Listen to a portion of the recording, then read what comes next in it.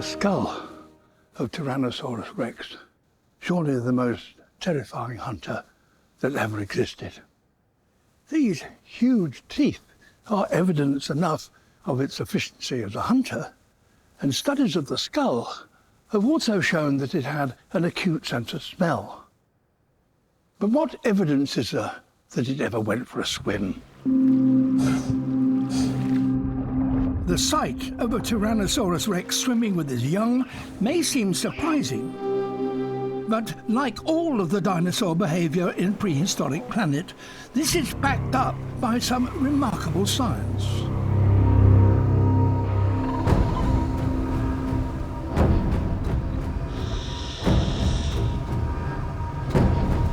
These mostly land-living predators were massive, 13 meters long and tipping the scales at around 10 tons. Not perhaps an obvious candidate to be a swimmer. T-Rex is part of a group of dinosaurs called the theropods. That's the predatory dinosaurs. And one of the key features of this group of dinosaurs is they had large, very muscular, bird-like hind limbs, which were mostly built for walking and running. But such legs would also be effective in swimming. A powerful kicking motion would have allowed theropods like T-Rex to cross large bodies of water. And in the fossil record, there is direct evidence for exactly this. Score-like marks, known as swim traces, created when the claws of two-legged dinosaurs like T-Rex scraped sediment on the bottom of lakes, rivers, and the seabed as they swam.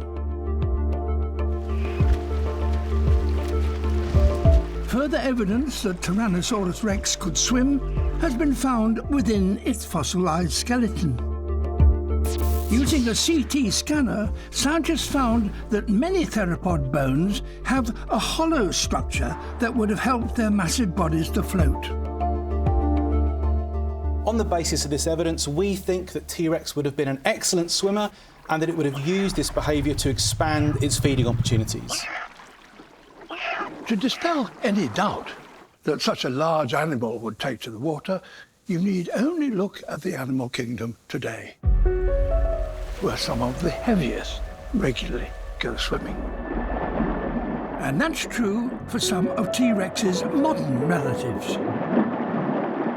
In the modern world, the animals that are most similar to T-Rex in general body shape are giant flightless birds like ostriches and emus. And perhaps surprisingly, these animals are really good swimmers.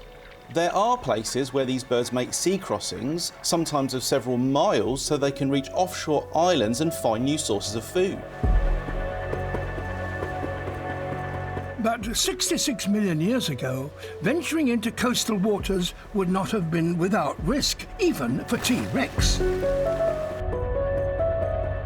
Mosasaurs hunted beneath these waves.